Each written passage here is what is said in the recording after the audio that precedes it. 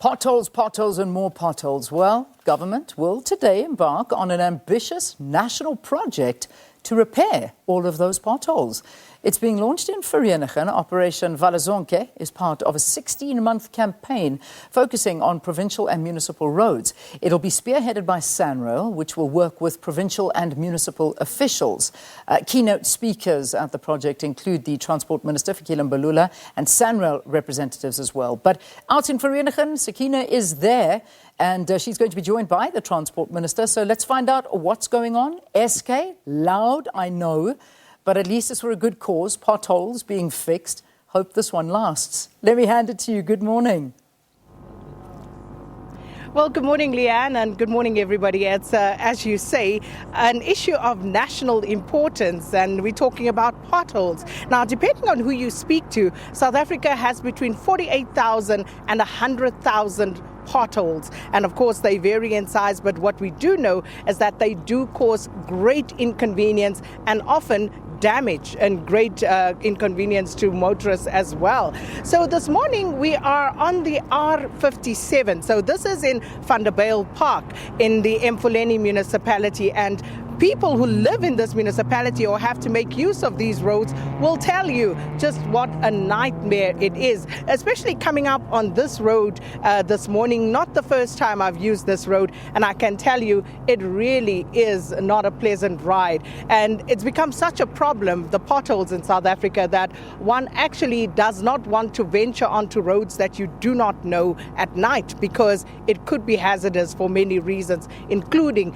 and perhaps most importantly, those potholes. Well, I'm with Minister Fikile Mbalula because we're here for Operation Vala Zonke, and we're going to tell you more about it, the minister will, and also why this ambitious project, because if you remember, in March, Minister Mbalula actually indicated that the backlog when it comes to this particular infrastructure project is at around 200 billion rand. Minister, good morning, and maybe to pick it up there, like, it is a massive task. It is massive. This is our response to mitigate a mess in terms of the local roads as well as regional roads. As you know that our national roads are in a pristine condition. We don't have challenges there because SANRAL is in charge. We talk budget issues at the local level, some of the municipalities.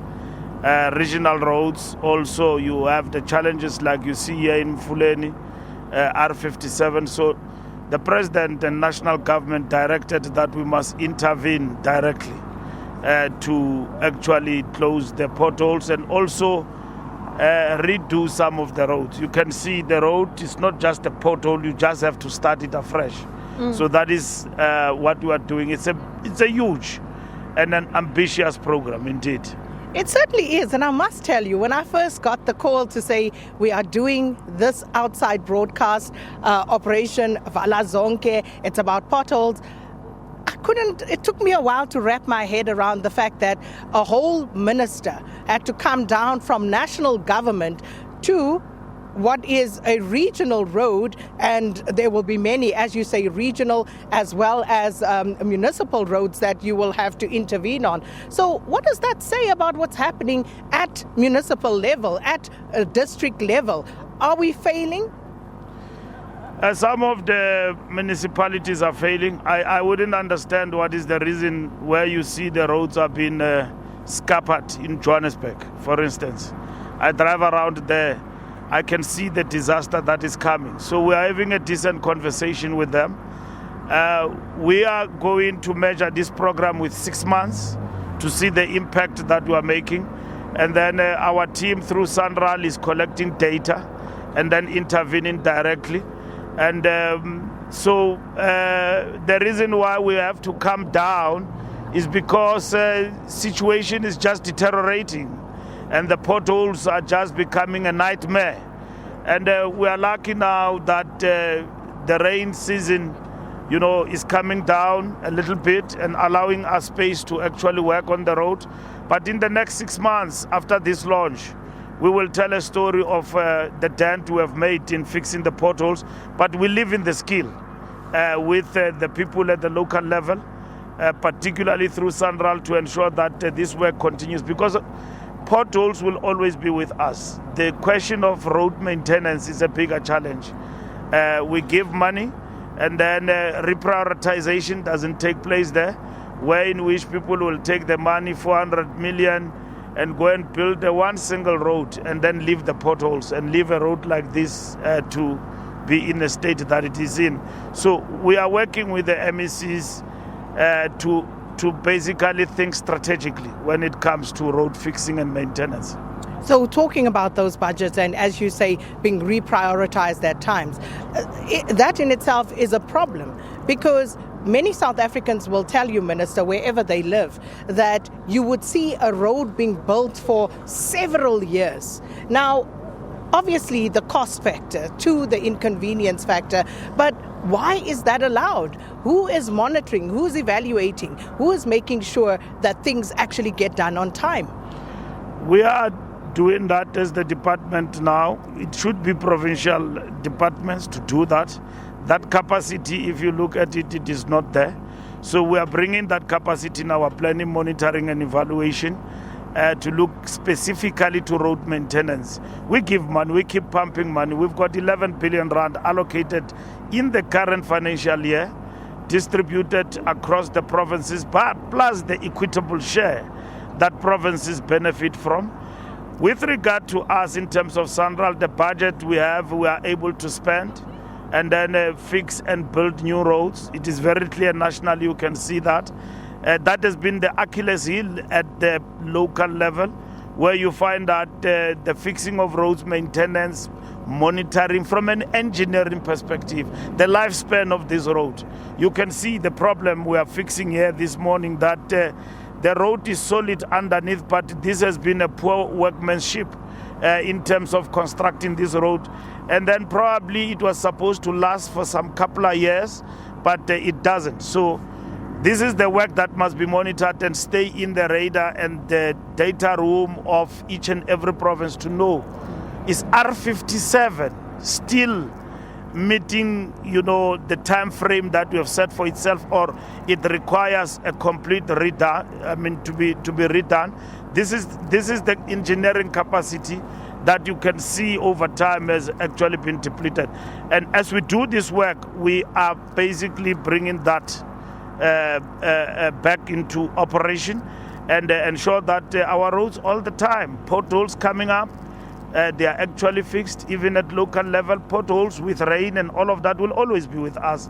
It's part and parcel of the road maintenance. So when we speak today and explain in the launch, this project will include upskilling and targeting the youth and women across the country.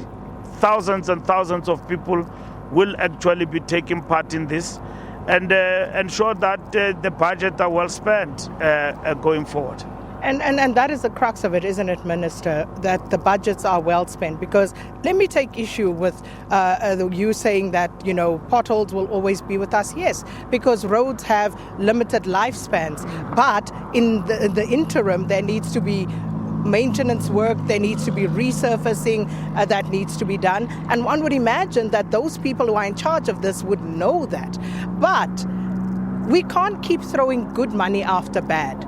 So that when we are told that a stretch of road, the potholes have been fixed, and as soon as the rains come, those same potholes open up again, surely that's not value for money. Yeah, that's not value for money. For instance, if I give you an example, R57, this is a complete redoing of what you would have looked at as a pothole.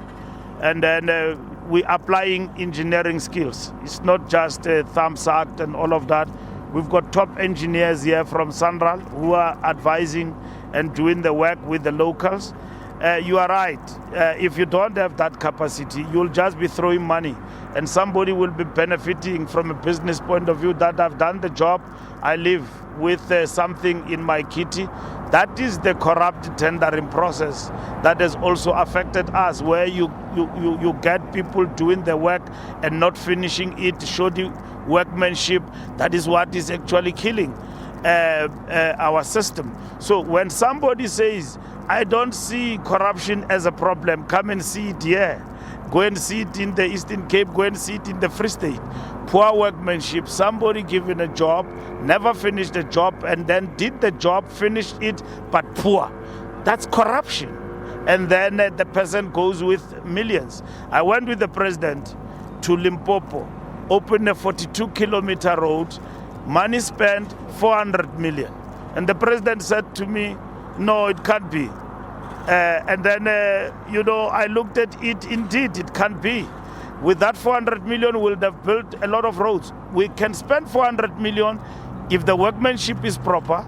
Engineering people have advised us correctly. But to spend 400 million just down the drain, it's another thing. I was in the Free State, in my hometown, going for a funeral in the township there. I saw them. They've done what is called brick paving. Township must be brick paved because that is the cheapest way to go. And then because if you get a pothole in a brick paved, it's easy to fix it. So as we battle with urbanization phenomenon, then those new areas must actually be brick paved. I see it in Mangaung. It does work. So these are the new things that if we are working, we've got people doing their job properly. Below us in terms of civil servants and all of that, we shouldn't be having a problem of coming from up there in Pretoria down and fixing roads and doing all of that. We've got to do it. We will measure this with 6 months because cars, people are getting into accidents and all of that. We've got to fix these roads. Indeed, and that is it, and this is our response, and we'll table it properly later on. And I think for the road users, they will not complain about the problem actually being addressed. Yeah. However, what about the consequences of that corruption that you speak about? That is why hands on deck in terms of corruption is part of every aspect of redistribution of resources to fix for service delivery. There'll always be corruption. We manage huge resources. When I say there will always be corruption, I mean where there are resources and they are being redistributed, billions of rands and all of that, there will be that person with the temptation to steal money and to undermine processes in terms of funds distribution. So that is why as we do this work and even going forward, checks and balances to fight corruption must always be there. So it must not be left to chance, because if you go to each and every province, you will find that there is a problem of somebody given work and did shoddy job, disappeared with resources. The question is, what happened? Consequence means that company must be blacklisted in the system. Consequences means money must be followed and that person must be arrested. Consequences mean managers who approved a tender given to somebody without looking at the capacity of that person, it means those people have been in cahoots. It's a javelin. All the people in the system holistically must be dealt with. And that is what is important. So you don't just go for the minnows and the lizards. You go for the jugular. You deal with where it started.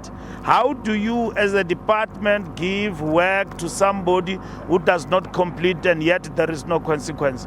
And we will come back and do what we are doing right now. So that is what we should do. And we'll help you keep a watchful eye. Absolutely. Minister, we'll park it there for the time being. And of course, we'll bring you more. We'll speak to other stakeholders here. It's a whole operation. As you heard the minister said, SANRAL will now be basically overseeing, bringing their expertise to this local municipality to try and improve the situation here. So more still to come here from the R57 in Vanderbijl Park. But for now, it's time for news headlines with Leanne.